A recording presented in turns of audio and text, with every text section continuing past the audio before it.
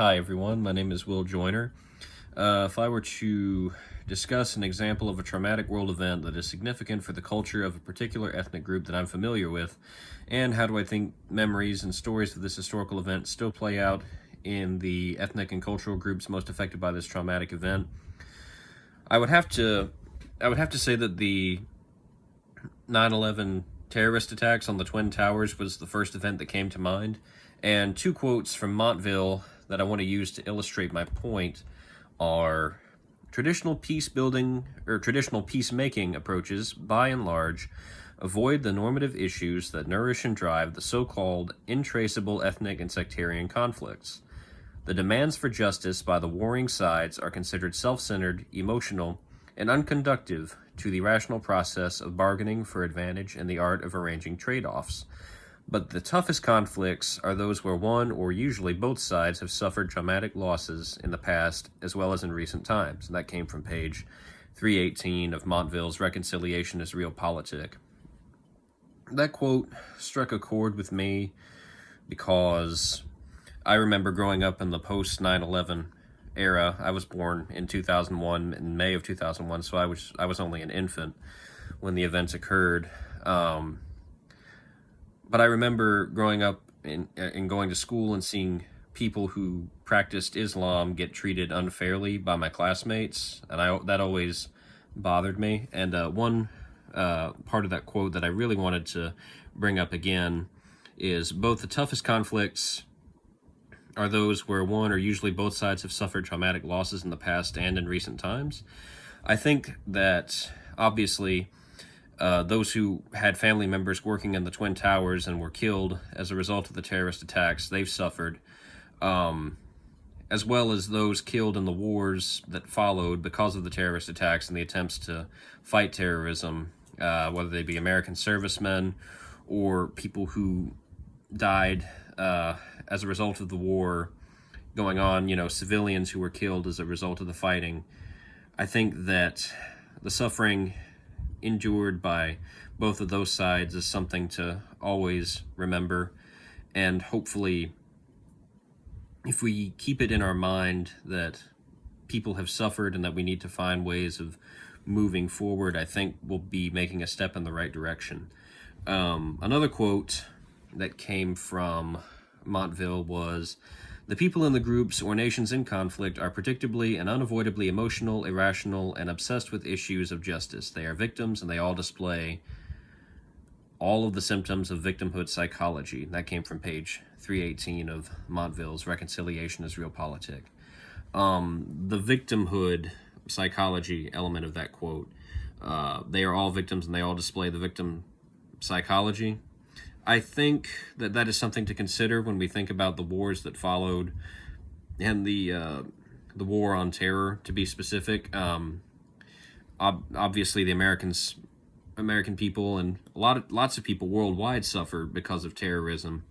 However, many people in the Middle East who practice Islam, as well as Islamic people living in other parts of the world, have been victimized as well, simply for practicing their faith. They believe people who practice Islam have been targeted.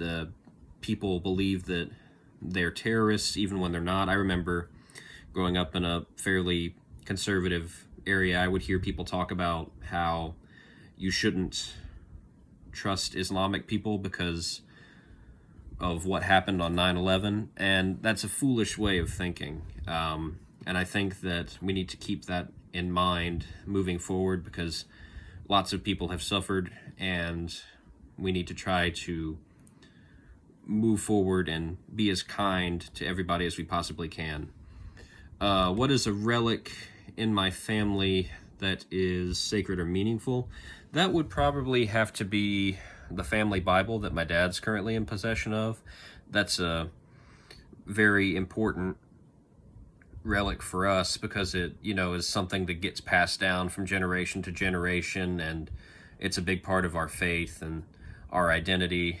And I take pride in knowing that I'm going to get it because I'm the firstborn child, and that's something that really helps me to stay grounded with my identity. How does this relic help to explain my culture, my identity, or my past personal or collective trauma. One quote from Vulcan's Bloodline article that I really wanted to bring up was, "Most of us are unaware of our breathing when our lungs function normally." That came from Vulcan Bloodlines, page 25. And that quote stuck out to me because my religion and my culture, they're so ingrained in me that I don't even think about it. I know that I know that's what I am. And that quote that says we're unaware of our breathing when our lungs function normally, I feel like really encapsulates how I feel, because it's such a part of me. I don't have to actively think about it. I'm proud of it, but I don't have to constantly remind myself of what I am. That's something that I see every day with my family, and something that I'm very proud of. Another quote from Vulcan said, "Large groups, like individuals, regress under shared stress.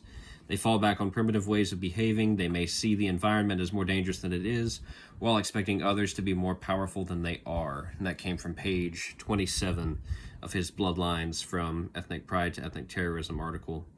And I think that in the wake of 9/11 and the terrorist attacks that followed, the part that stuck out to me was, large groups like individuals regress under shared stress. They fall back on primitive ways of behaving.